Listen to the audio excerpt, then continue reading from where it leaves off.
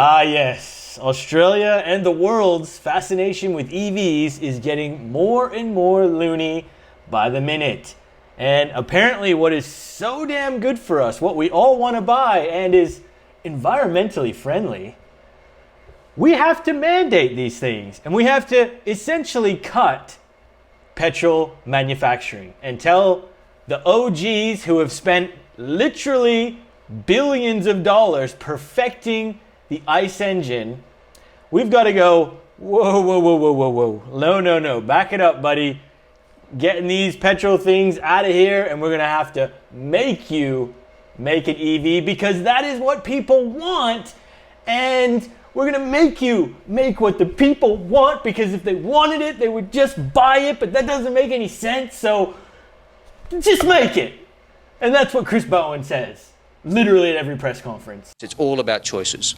Choices for the planet, choices for the pocket. You are fake news. But seriously, before we kick this video off, guys, I just want to wish everyone a Merry Christmas. Happy New Year coming. And I know a lot of these topics have been kind of depressing because the world is not looking too full of sunshine and rainbows right now. But let's get this information out. Let's get people talking about it. You can comment on my video, unlike almost all the news channels. And we gotta have a discussion. It's the only way we move forward. Again, Australia's new car tax. Make no mistake, this is a car tax that is coming in 2025. January 1st. This coming year. Literally in like a week. Known as the New Vehicle Efficiency Standard, the policy would apply to manufacturers, capping average fleet emissions, requiring manufacturers to offset heavy fuel-reliant cars with hybrids, electric vehicles or fuel-efficient petrol and diesel cars. The overall cap will reduce 12% per year. The government forecasting Australians would save around $1,000 per vehicle per year by 2028. This is a win for cost of living, a win for consumers. This is a win for cost of living. Did he honestly, with a straight face, just say that in front of the cameras to you and me? This is a win for cost of living. Because by 2028, you might save $1,000. Buddy, if the inflation keeps going, by 2028, $1,000 is going to be pocket change. It already almost is. It's literally buying you nothing. And this clown is going to seriously, like, hey, I'm all for efficient vehicles. Like, hybrids, I reckon they're awesome. Wicked. You know, we don't all need gas-guzzling V8s. I want one. Maybe not for my daily, but for a weekender, abso-freaking-lutely. To push the EVs. And make no mistake, guys, this is what this whole plan really revolves around, that they really want the EV push. And this year as well, we're getting 10 new Chinese manufacturers that only do EVs. They literally only sell EVs. 10 new manufacturers flooding into Australia. These things are state-owned and they build these things in less than 40 seconds, some of them. Some factories can assemble a car in under 40 seconds with warranties up to 7 years. Within the next 5 years, it is going to be even more choice available for consumers. Brace yourself for a futuristic fleet. The Zeekr 009 and X, JQ, Xpeng, Leap Motor, Skywell and more. Chinese state-owned and mass-produced, all due here in the next 18 months. It is literally a battery in a box with different logos, and that is it. And they are saying to you with a straight face, oh, you're going to get so much choice. Even more choice available. It's all about choices. Better choices for Australian motorists. More choice for consumers too. You're getting so much choice. Buddy, you're getting the... It doesn't matter if you buy this, that, over there, under... It's all the same. It's a battery in a box, man. Like, what do you... It doesn't matter if it says zigzag, zing, wing, wang, chow. Like, it's all the same. Just the clown world continues. And again, I'm not anti-fuel efficient. Like, yes, I own an LS and a Turbo Barra, but I would have a hybrid. Like, don't get me wrong. I think hybrids are the answer because EVs, as they can be useful to certain people, certain demographics. You have home charging setups. you have a second car for your missus or stay-at-home mom or somebody just going through town, your elderly, whatever. Like, EVs can do their job, and if you have the money to have a home charger set up, it can save you a little bit of money. That's all good. But to say that every single person needs an EV is absolute lunacy, and this government's not going to be in power for long. I have a feeling. There is just no evidence to say that it will affect price at all, of SUVs or utes or any other vehicle. You're telling the manufacturers you can only sell so many inefficient vehicles. You have to sell more EVs, more hybrids, and you really think that is not going to affect the value of said utes, of said desired sports cars? Under Anthony Albanese's ute tax and family car tax, families will pay thousands of dollars more for their new Hilux or their new Ranger. Casanova says, oh, hang on a sec, they'll save $1,000 a year for fuel. But under the analysis they've done, the motoring industry, Ford Ranger, the top-selling car in 2023, would go up for between $11,350 and 18 grand. 18 grand. A Land Cruiser from Toyota, a very popular car, would be penalised between $19,500 and $25,000. If you have one single brain cell that works clearly, you know this is going to trickle down to the consumer, and that is us, and we're going to have to pay more for the same utes, the same vehicles we love, if we want to continue to buy them in this new age of Chris Bowen's fuel efficiency tax. Yeah, that transport minister, she needs the sack. This whole policy is really to try and push EVs. And this is the Chris Bowen world that he wants. He is really trying so hard. In fact, he just came out with a new policy literally the other day, and he is pledging $150 million taxpayer dollars, so that people who are low-income earners or essential workers can go out and buy an EV with a cheap loan. So essentially, the government is trying to give a 5% discount on interest for loans for EVs that are 55 grand or under. And this is the clown madness world where the government is literally subsidizing poor people, essentially, to go out and get loans and buy brand new EVs that depreciate harder than cinder blocks thrown into the ocean. Like, these things are going so badly, some dealers don't even want to trade them in. They will not accept them. There's some of these vehicles are going below 50% in like 12 months of the purchase price. The federal government is stepping in with new electric car loans. 1 in 3 Australians are thinking about an electric vehicle as their next car. No. But there are still challenges. One of the challenges is the upfront cost. The loans offered by the Commonwealth Bank will be at interest rates up to 5 percentage points lower than standard rates. It's all about choices. No. It's absolutely ludicrous, and they don't even have the infrastructure. We don't have the infrastructure here. How about you put $150 million up to build some more infrastructure? Put some chargers in, man. Like, I've been in electric vehicles. I've reviewed them, and the amount of headache and mess it is to go find a charger, charge up, mate, it is enough. You do it one time, you never want to do it again. And so many people, they don't have the funds to have a massive solar home charge up, like everything set up. They might live in an apartment building, and a lot of these stratas are banning these things to charge in the underground car park because of said fire risk. An absolutely understandable risk, which I completely agree with. So this doesn't work for so many people. And the fact, again, he's just throwing money at it. It's disgraceful. I'm pretty much saving around $4,500 every year on petrol. The Liverpool hospital nurse purchased a BYD 2 years ago. If I drive this car for 10 years, that will save me the cost of my car. The old BYD will save me the whole purchase price in 10 years. Garbage. Yeah, okay, well, let's just see that BYD in 10 years' time, and then we can talk. I did a dive. Let's just go off of these numbers, right? So this is just what I came up with. Let's just say he does 200,000 kilometers in 10 years on his BYD. So roughly 20,000 kilometers a year, which I would say is probably an average figure. That means it's 1,666 kilometers per month.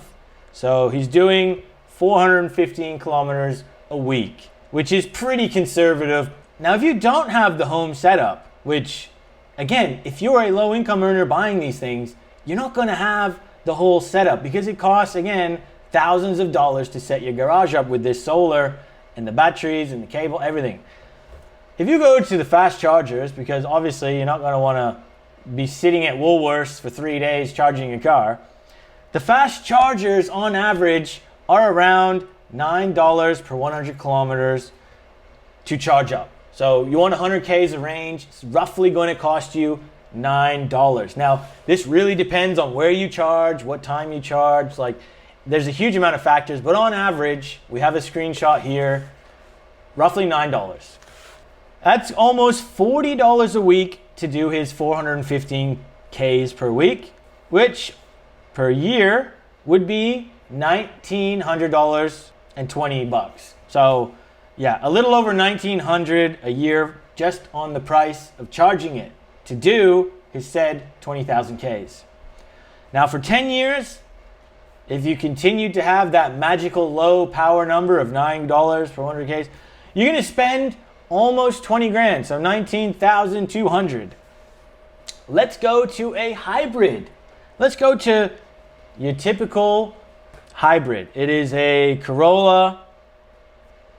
These things will get you generally around 4 to 6 liters per 100 Ks of usage. So let's just go in the middle and call it 5 liters per 100 Ks you're going to be using. Average fuel price, I would say now, is around $1.70. New hybrid hatch Corolla Sport. This is off toyota.com.au. $36,000 drive away. The new BYD price is $45,000 drive away. So straight away you're saving $9,000 getting the Corolla. Your average fuel tank is going to be about 40 liters in the Corolla, give or take. It'll be $68 to fill, and you're going to get 700 Ks roughly of range. $2,400 per year on fuel to do the same Ks in the hybrid. So for 10 years, 200,000 Ks in the Corolla, $24,000. It's $19,200 in the BYD. But you've already saved $9,000 on the purchase price. So you're actually totally saving $4,800 buying the Corolla. Now, yes, you are going to have some servicing costs and maintenance, but make no mistake, your oil changes, you do them yourself, are not that insane. They're maybe going to cost you $100 and so dollars if you do it at home. These EVs, the maintenance is a little bit lower. You're not going to have to do oil changes or anything, but you have to factor in the price of the tires. The tires are more expensive. The tires have to be replaced more often. And these things also face massive depreciation. So 200,000 on a Camry isn't actually that bad. You still probably get, I don't know, I want to say 5 grand, 6 grand all day long. A BYD that's 10 years old with 200,000 Ks that's fully electric, mate, you have got about, you'd have to pay somebody to take that away. The fact he's saying, oh, I would have paid off my car and like, mate, this power price only going up massively. So I don't know. I mean, people are going to fight me on this. This is just something I wrote up. Obviously, there's a whole bunch of variables in it. But today, if everything stayed the same for 10 years, you don't have home charging set up, you have to charge it at a fast charger, it is cheaper to go and buy a hybrid than it is an EV, and the petrol costs, they don't matter. Like, done.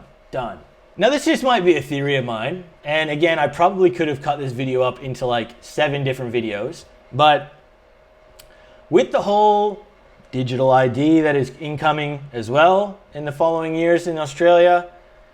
These electric vehicles, they're smart. They're very smart. And they have facial recognition in a lot of these new models. They have multiple cameras that record whatever they want to record. And they know all your data. They can legitimately record you what you're talking about, where you're driving to, where you're going.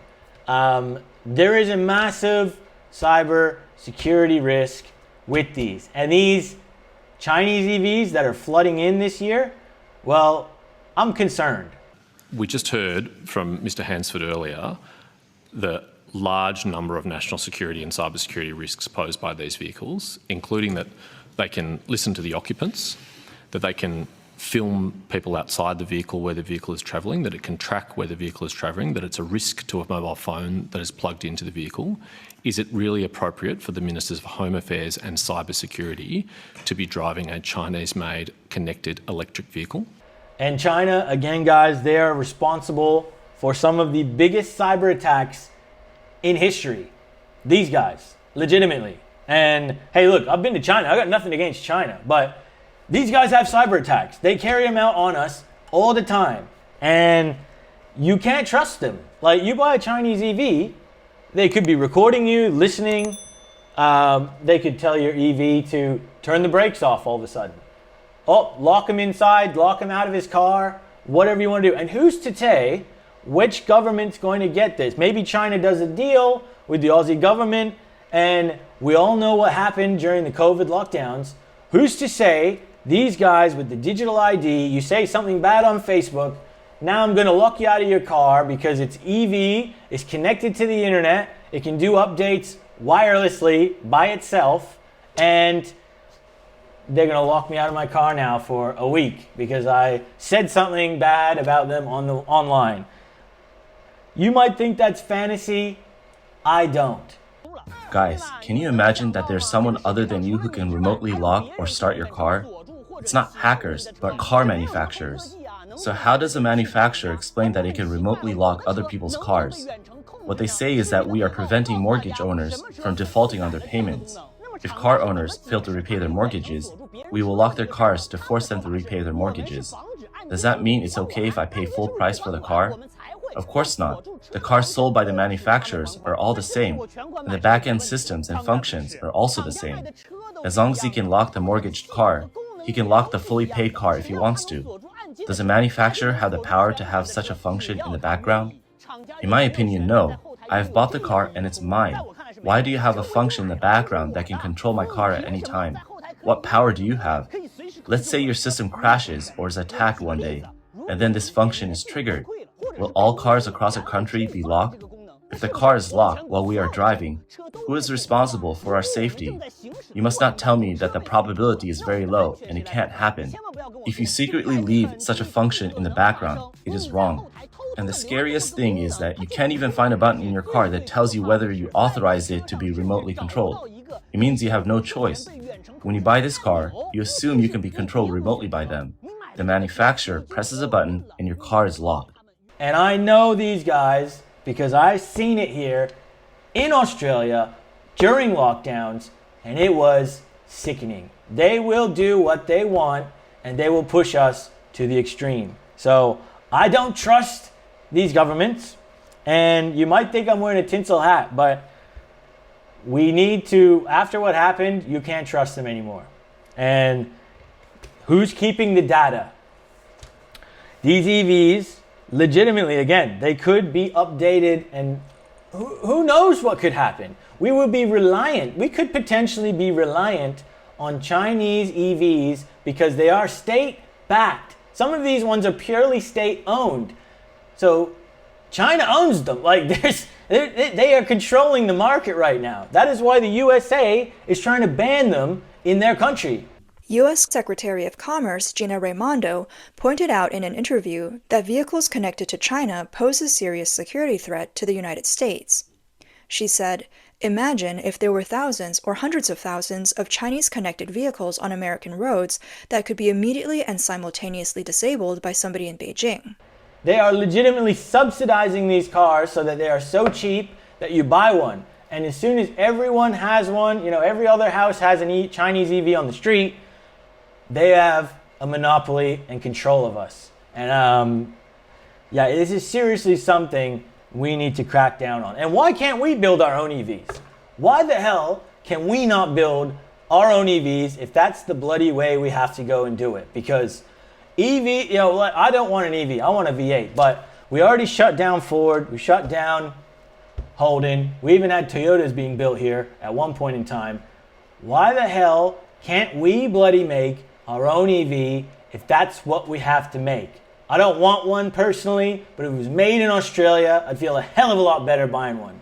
Let's talk about the blackouts. But the idea that Big Brother can reach into your household and determine what your air conditioner will be set at, whether you can cook a chicken or not, whether you're allowed to put your clothes dryer on, all because the network is in a disastrous state, all because of Blackout Bowen's plans for more wind and solar that aren't reliable.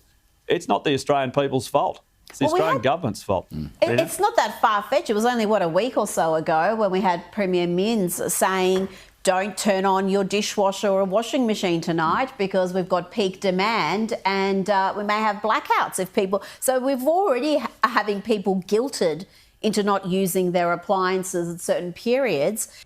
Have we got to the point where infrastructure is going to match the numbers of these things that are going to be running around the joint? No, absolutely not. Again, the whole thing about these massive Chinese EVs coming over, and so many people keep carrying on, oh, look at China. China's so great in power. Look at all the EVs. Look how well they're doing EVs. They did EVs so good. They're the biggest polluter on the planet. Is China, number one. These guys, they don't give a crap. Of course they're trying to push the EV market because they made crappy cars. They made the worst cars. The Mingy, it should be, yeah. It is the most tragic-looking thing. It's like somebody has described a Mini to someone on the telephone, all sent a really blurry fax. Yeah. 12 horsepower engine. COVID happened thanks to China. Fast forward now, another 4 years later, we are literally seeing China about to dominate the auto industry. In 4 years. These guys barely knew how to put 4 wheels on a bathtub before COVID. And now they are legitimately like the leaders of the world in EV cars. This is insane. Talk about hacking. Talk about getting all the records, the blueprint. Like, they got so much dirt on everyone. They got so much stolen data, and they're the biggest polluter. So to say that, oh, look at how green China is. They're so green. Green. And you know what? When China says we're going to do EVs, let me tell you, the people don't have a choice. They do not have a choice. It is what he says goes. And Chinese people actually don't want EVs. They want petrol cars. But what he has done is basically made owning a petrol car a rich person activity, which is what's going to happen here. Mark my words. This is their grand plan. If you want to still have a V8 in another 20 years' time, you're going to have to be some millionaire, some whatever in air, because they have in China these plates. And essentially, you only get so many plates per so many zones, and it's like a lottery system or a pay-to-play system where it can cost you like over $10,000 just to register a car if it's a standard ICE vehicle. And if you want to register an EV, well, that costs $0. So they really have basically gone and said, if you don't have any money, you have to buy an EV. Which, again, Chris Bowen is trying to do here with the cheap loan. Like, I'm pretty sure as well there's actual limits, like time limits of when certain petrol cars are allowed to drive and when they're not allowed to drive. Versus EVs are basically exempt. They're kind of allowed to roam free and do whatever they want. It's clown world. This video went on for too long. I talked about too many subjects, but again, it hits home to me personally, and it grinds my gears. But whether you agree with all the things I said, or maybe part of it, maybe none of it, if you watched all the video, thank you. Again, like the video, subscribe. Just inform people. Talk to your neighbors, your friends about this stuff. Have a discussion. But until then, we'll see you on the next one.